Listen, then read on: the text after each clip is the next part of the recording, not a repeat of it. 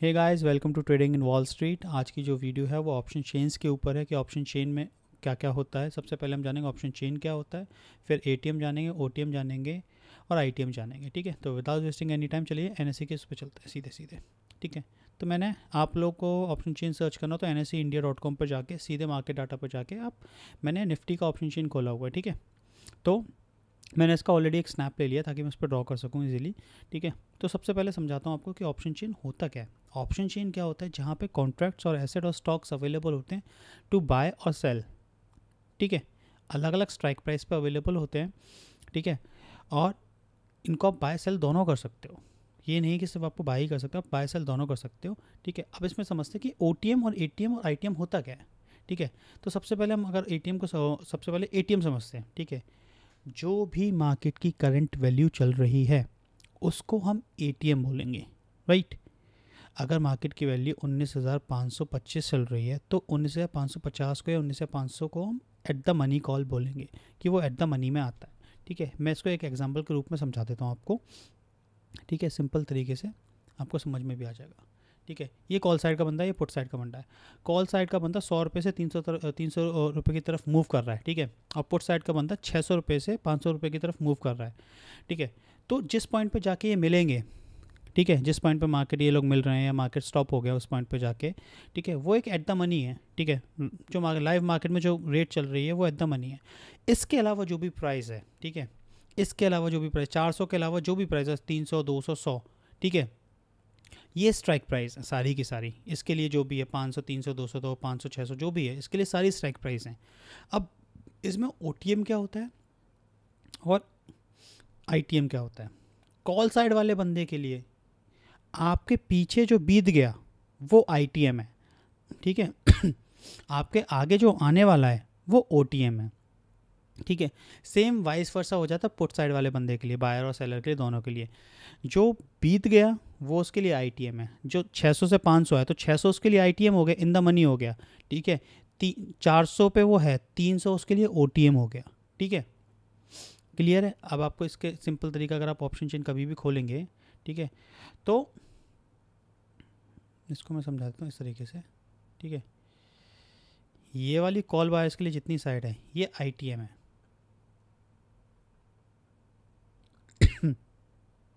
ठीक है, ये वाली कॉल साइड, ये वाली पुट साइड आईटीएम है, पुट बायर और पुट सेलर के लिए। ठीक है, ये वाली साइड जो है वो ओटीएम है पुट साइड्स के लिए। ठीक है, ये वाली कॉल साइड ओटीएम है कॉल साइड के लिए। कैसे, मैं आपको समझा देता हूँ। मार्केट जो है राइट नाउ, जो मार्केट एट द मनी पे है वो है 19,550। ठीक है, क्योंकि मार्केट 523 के आसपास क्लोज है तो 19,500 19,550 एटीएम कॉल होगी आपकी। ये जितनी भी जो बीत चुका है, मार्केट इसको क्रॉस कर चुका है, जिसको मार्केट ने क्रॉस कर दिया वो आपका आईटीएम होता है, सिंपल आईटीएम। ठीक है, जैसे मार्केट जहाँ पहुँचेगा उसे हम ओटीएम बोलते हैं। OTM, this is OTM, this is ITM. ठीक है, जहाँ मार्केट की करंट प्राइस है उसको एटीएम बोलते हैं, दिस इज एटीएम। अब पुट साइड के लिए जो बीत गया, मार्केट ऊपर से गिरता हुआ आ रहा है। ठीक है, तो 20,000 से मार्केट 19,000 की तरफ जा रहा है। तो जब मार्केट 19,000 पहुँच गया तो 19,100 19,400 19,600 700 800 जो भी है वो उसके लिए आईटीएम हो गया। ठीक है, सेम जहाँ वो जाने वाला है 19,000 पहुँच गया, 18,900 18,800 तो वो उसके लिए ओटीएम है। ठीक है, ओटीएम में जो प्रीमियम की वैल्यू होती है वो सिर्फ टाइम वैल्यू होती है, वहाँ पे कोई भी इंट्रिंसिक वैल्यू नहीं होती। ठीक है, अब मैं आपको समझा देता हूँ। प्रीमियम सिर्फ दो चीज़ों से बना होता है। ठीक है, एक होता है इंट्रिंसिक वैल्यू, दूसरा होता है टाइम वैल्यू। दोनों को कंबाइन करोगे तो प्रीमियम निकल के आ जाएगा आपका। ठीक है, तो अब क्या होता है इसको मैं समझाता हूँ आपको कि इंट्रिंसिक वैल्यू और टाइम वैल्यू क्या होती है। ठीक है, प्रीमियम जो होता है वो इंट्रिंसिक वैल्यू टाइम वैल्यू से मिला होता है। ठीक है, इंट्रिंसिक वैल्यू क्या होती है, difference between the current price and the strike price we choose. मान के चलिए मार्केट की जो प्राइस चल रही है, ठीक है, वो चल रही है आपकी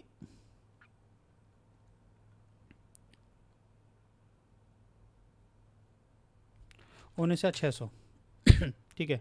आपने जो स्ट्राइक प्राइस चूज़ की, अभी मान के चलते हैं मार्केट की क्या प्राइस चली है, मार्केट की अभी प्राइस 19,523 चल रही है, तो हम 550 को ले लेते हैं स्ट्राइक प्राइस, ठीक है। अब मान के चलिए मैं sorry spot price, this is a spot price, ठीक है। अब मैं स्ट्राइक प्राइस चूज़ करता हूँ, मैं 19,500 की कॉल लूँगा, ठीक है। तो जो डिफरेंस है इन दोनों के बीच में वो 50 का है, ठीक है।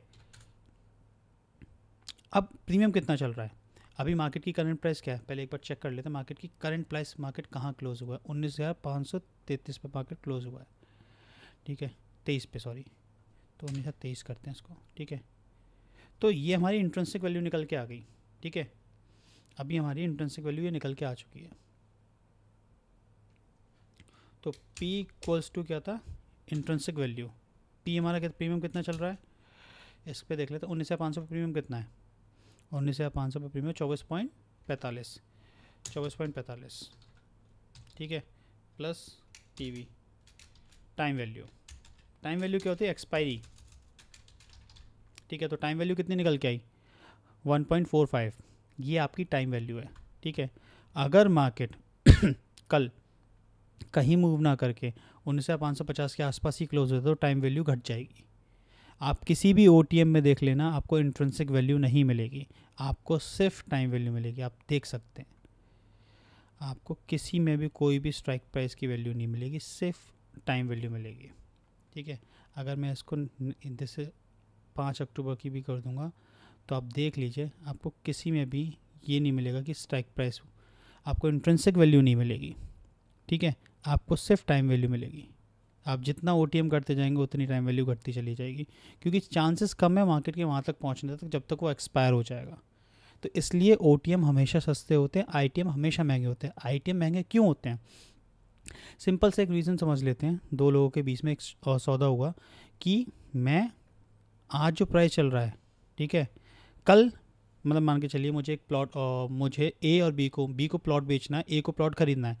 तो A B से क्या बोलता है कि मैं आज जो प्राइस चला 19,600, तो मैं आपसे कल 19,400 में ख़रीद लूँगा। तो B बोलेगा कि भाई मैं पागल थोड़ी हूँ, आज प्राइस चला है 19,600, ठीक है, तो मैं तुझे 19,400 में कैसे बेच दूंगा। तो B क्या करेगा, सबसे पहले उससे वो डिफरेंस ले लेगा एज अ टोकन अमाउंट, ठीक है, ऐसा टोकन अमाउंट उसने वो डिफरेंस ले लिया। 19,400 19,600 में कितना डिफरेंस हुआ, 200, ठीक है। तो 200 उसने वो ले लिया उससे प्रीमियम, प्लस अब 2 दिन हैं तो वो उसमें कुछ ना कुछ 2 महीने वो मान के चलते हैं, तो उसमें वो उसको जो टाइम का लॉस होगा कि अब वो उस चीज़ को बेच नहीं सकता, तो उसमें वो कुछ और एक्स्ट्रा चार्ज भी तो करेगा कि भाई मेरी चीज़ होल्ड भी तो हो रही है, ठीक है, मुझे जो कष्ट हो रहा है उसके लिए वो उससे टाइम वैल्यू का पैसा और लेगा, ठीक है।